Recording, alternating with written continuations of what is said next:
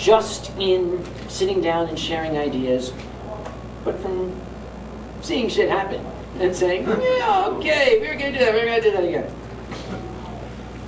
I'm trying to think of an outstanding example.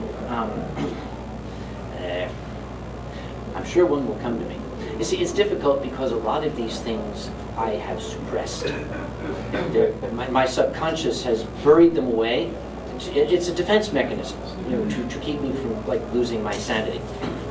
And this is why I'm reluctant to do this panel or presentation at this point, because inevitably someone is going to say, "Hey, Kage, tell them about the time the guy with the suicide bomb vest showed up at Anthrocon," and it's like suddenly a Vietnam flashback. Yeah, I remember that. That didn't happen. I made that up. That was an example. I'm sorry. I saw some worried faces out there. After the news article, everybody knows about what happened at MFF with the chlorine. Mm-hmm. I want to set things straight on the chlorine. Some of you heard me talk about that earlier. This is where improper reporting and lack of control of the media can get you in trouble. Oh yeah. They started talking about chlorine gas attack. They started talking about a bomb. I don't believe it was an attack. I don't believe it was a bomb. It was, let's face it, if this had been an attempt to cause injury and maiming, the guy was really inept. Yeah. I was sitting there talking with a friend saying, now look, if this guy really wanted to kill people, he should have put, if it were me, I would have put it right there, because we could have rained death and chaos down there, and those the cops would believe it. Yeah, it's got to go by. You don't put it in the stairwell. One of two things. It was either some stupid little 15-year-old piece of shit who thought, yeah, this will be the lulls. I'll set off like a big boom and it will scare people, and he was too stupid to realize that, this is a chemical mixture and you're going to hurt people. Or, alternatively, somebody had this stuff. Why would they bring it to a convention? I don't know. They want to use it to disinfect fursuits. You don't trust the water in the tub. Who knows? Maybe they just dropped it and it broke, and they got scared and ran. And people say, well, how do you know it's not an attack? Because, guys, face it, if this was something done deliberately to try and screw with furry fandom, somebody would be out there crowing about it, thumping his chest. It would be all over Vivisector. Ha ha, look what I did. The only one who's doing that is a guy that we know for a fact could not have done it, because he is 3/4 insane. He's indigent, living on somebody's sofa in California. Don't worry about that. The fact that nobody said a word means whoever did it is still really scared that there'd be a knock at the door. Because they're still mine. The official story is the case has been closed. Yeah, officially closed. The law doesn't forget. And I've heard a couple of different angles out of that too. They're From not the Main Street stuff, people that were there. yes. Oh, I was there. Yeah, you were herded out the door with the rest of us. That's pretty much what they were saying. Yeah. Yeah, I was actually on stage. To the Ranted Griffin and I were doing a charity show, and a long, narrow room. It's one of the ballroom sections on the ground floor at MFF. And the back door was open, and I could see a lot of red lights flashing. We're used to that. But I've seen more than I thought was normal. It was about, close to 1 in the morning, and I kind of leaned over to put the mic down. I said, let's wrap this up. I got a bad feeling about this. So we wrapped it up. And I went out, and when I saw the number of pieces of emergency equipment out there, it was like there'd been a plane crash. That was my first thought, that one of the planes at O'Hare had crashed, and oh my God. That's when the alarm went off, and I went outside. And it was, you could see who the convention chairmen were, because we all got into traffic control mode. Alkali was doing it, I was doing it, the guys from FC were doing it. Hey, this way, yes, I am chairman, I think I'm chairman.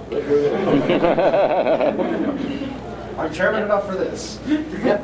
I got a lot of flack from people because this face wound up on the news.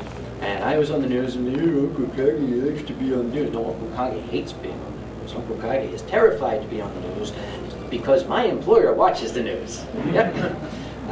My customers watch the news. I don't like being on the news. I didn't want to be on the news that night.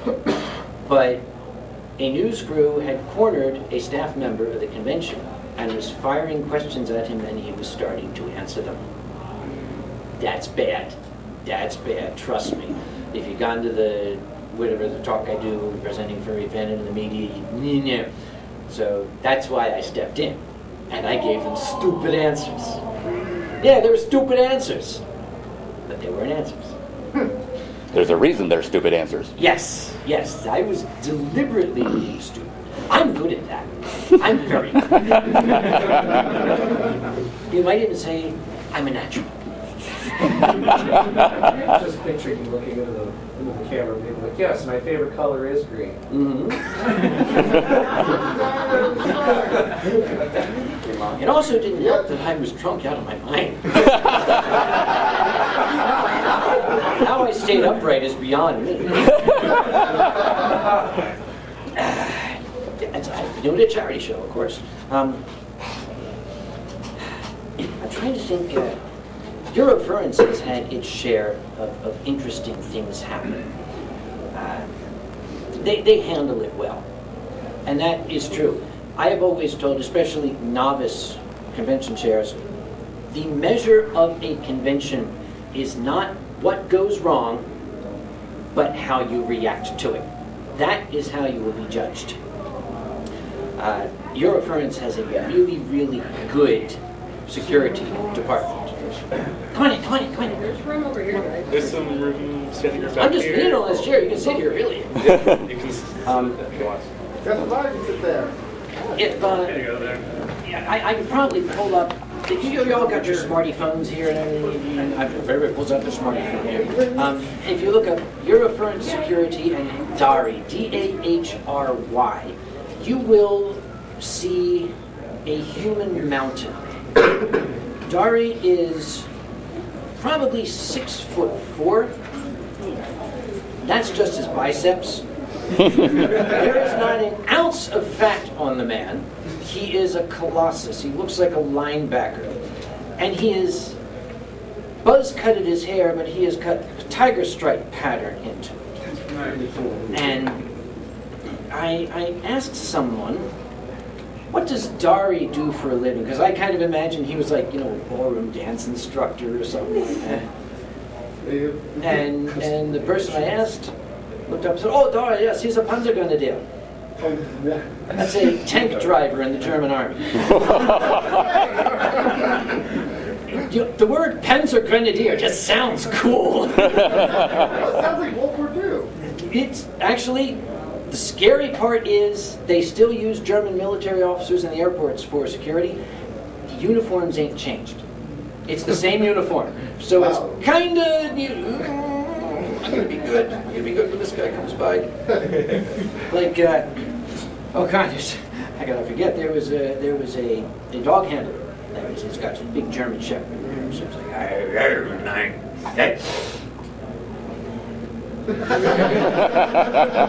and I kind of walked by and I looked at the dog, and I sat down a little ways away, and I kept looking at the dog.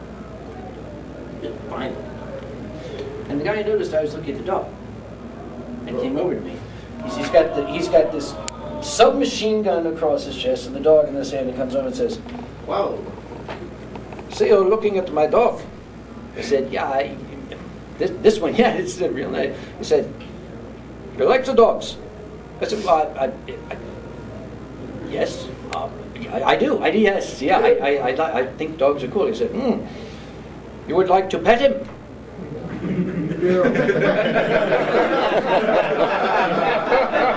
The dog's looking at me like,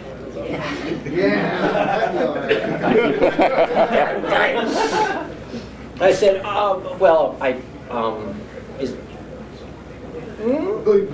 so, you know, if you know, so the guy reaches down and unsnaps thing from the dog's back. Whoa. This animal was so spectacularly trained. As soon as it was unsnapped, he turned into a meatloaf. He comes up, he's like, puts his head, oh, I love you, I'm going to slobber on your pants. Let me some more, let me some more, let me some more, oh yeah. And I'm like, oh, this is a nice dog, what a nice dog. I said, yeah, he is a former East German Shepherd. Well, that explains a lot, okay.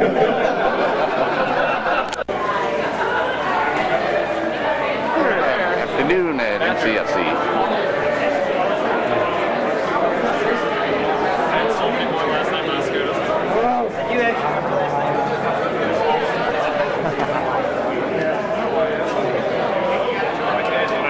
Tracks. Can I have one?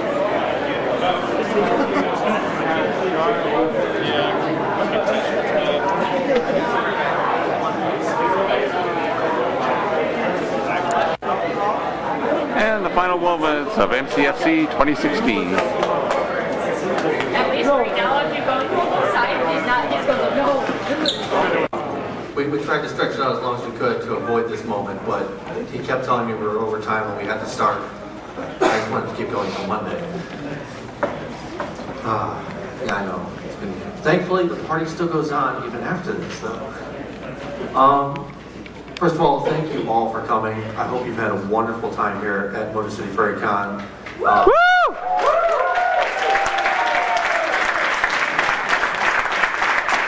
Sounds like it.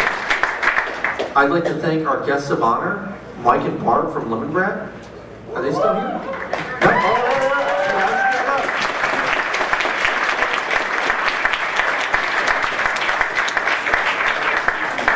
I'd also like to thank Nereza. Sure. Thank you.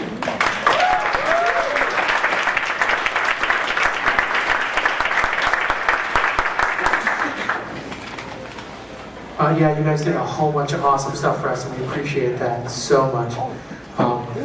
We had a lot of special guests this year as well that we absolutely have to thank.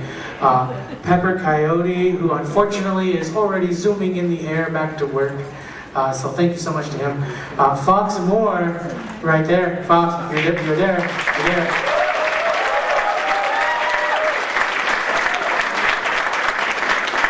A certain cockroach from Pittsburgh came out and helped us a bit too. Uncle Kage, everyone.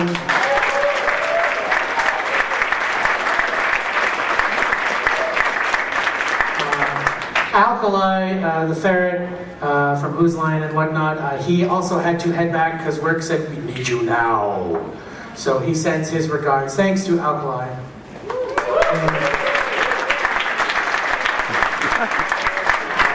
Our surprise guest for you all, to the Ready Griffin, is he in the room?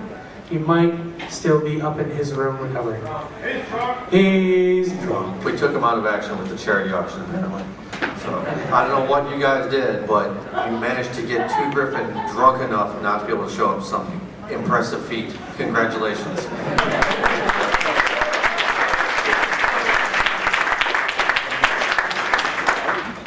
We'd also like to thank the folks that make this convention possible. You see a lot of folks that are on stage, and there's a lot of them missing, but the fine gentlemen and ladies that you see down here comprise only some of our staff that make this all possible, and we'd like to thank them right now and give a big round of applause to them for making this happen.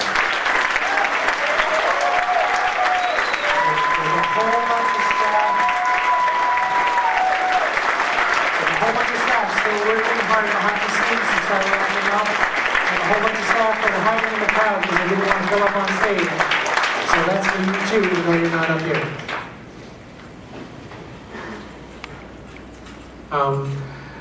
Dealers. Oh my God, the Dealer's Den was packed this weekend. I want to thank each and every single dealer that came on out and sold stuff for us this weekend. It seemed like that room was full every single day. So thanks to each and every person who came out and sold stuff for us. Head of Dealer's Den, anything you want to chime in on that with, or? No, really? So thank you to each and every single dealer. You guys are fantastic.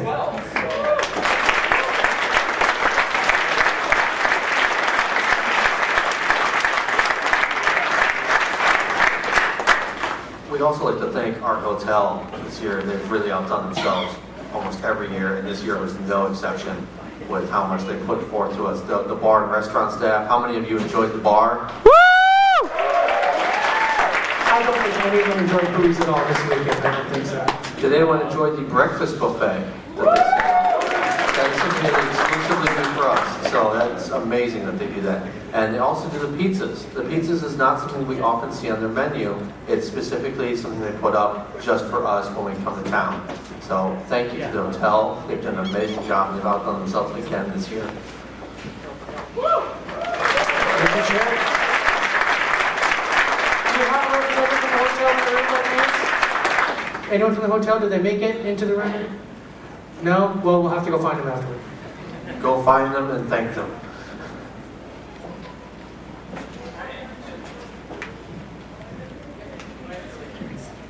There we go. Mike. Hello. Okay. All right. So I want to give a shout out to our charity, Mark Rosenthal and Animal Magic this year. They put on a couple of shows for us that were fantastic, and you guys raised a bunch of money for them. Overall, our total this year was $8,750 that we raised for them.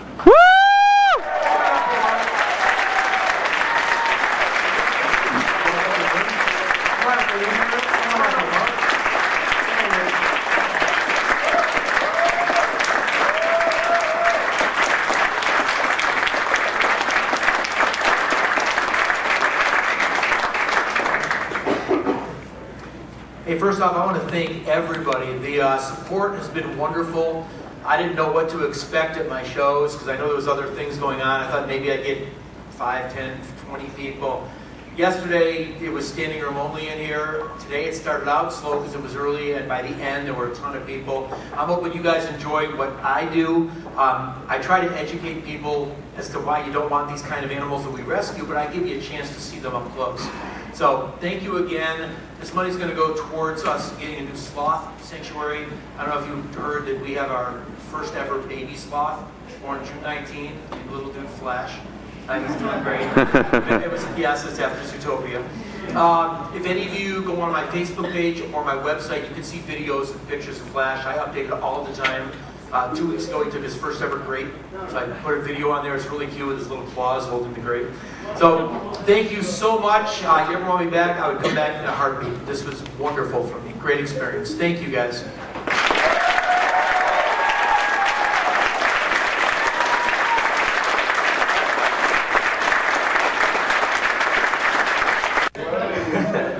So, how many of you had a good time last night?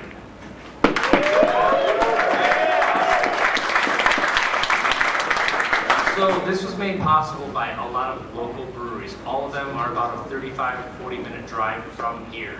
All of them really liked us and wanted to support us. We got some great selections because I worked so hard to get them. By your support this year, by going on social media, talking to them and saying where you actually tried their beer, cider, or mead from, will give us more selections and a better quality next year. Especially, it will reduce the pricing, allowing us to purchase more cider, which I know you guys all love. Especially the meads too from Bee Nectar. I'm working with them even more closely this year. Hopefully I can get a better selection, including a couple barrel-aged ones. I know they were talking about giving us a chance to get their Zombies Take Manhattan, which is a rye whiskey, barrel-aged hard cider. So hopefully we can do a couple new things on that. Otherwise, really, if you get out there and do your part to help say where you got it from, why you enjoyed it, and just give them a reason to let us have more at a better rate and even just better quality stuff, it's going to make it easier for you guys to have a much better time. But I want to say thank you all for coming out to the Sponsors Lounge and enjoying it. I really appreciate it. It makes it really, really awesome that people enjoyed what I've selected. I suppose I could do that for you. Let me see if I can recreate the moment from yesterday for y'all. In third place we had Donut. And in second place, we had Ginger. Woo! And the winner of the competition, first place, Tara. Woo! Once again, the final shout out to every single person who not only made it to the finals, but who auditioned as well. We had so many people that I think we had twice as many people who entered as we could put into the event. So you guys keep getting better and better every year, making that comp better and better every year. And even though I just walk around with a microphone and act like an idiot and they do all the work, you make me feel so happy to be part of that event. That is Rudy, our treasurer.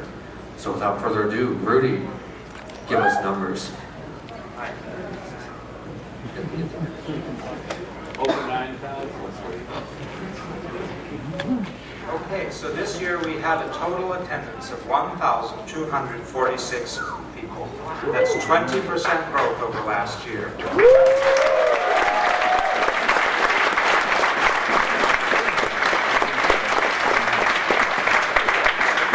We had an amazing number of those people sponsor, 633 to be exact, which is 27% growth over last year.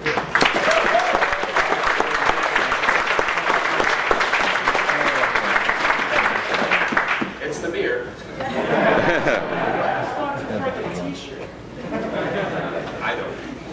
And we had 88 super sponsors. Thank you very much for that.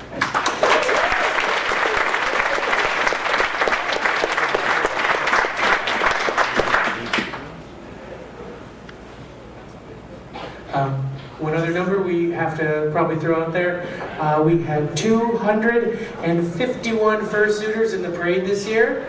That is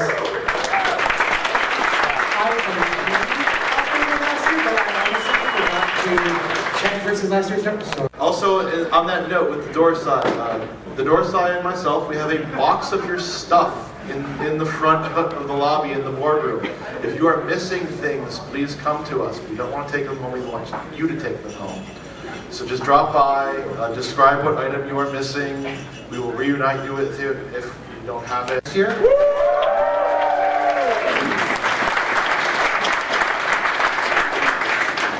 So our dates for next year are going to be April 6th through 9th. And I know some of you are curious about those dates since we have another event that is unfortunately on the same dates. And for that, I'm going to refer to our Department of Apologies for that. Sorry. No, we really, unfortunately, there are so many events coming up in the furry community now that we are all bumping into each other. And we do the best that we can, obviously, to provide as many opportunities for you to go to as many as possible. We did look in to see if there were any other potential dates with this hotel, but unless we wanted to be the same weekend as Anthrocon, which we we had to stick with that date. So to those of you who do like to split between us and a particular other event south of here in early April next year, we are sorry that we could not split our date up from them. It's just an unfortunate coincidence. We are going to do everything we can to establish better communication with the rest of the furry leadership to make sure this is minimized in the future. But also the theme for next year, I was probably curious about that. It's going to be 90s tunes.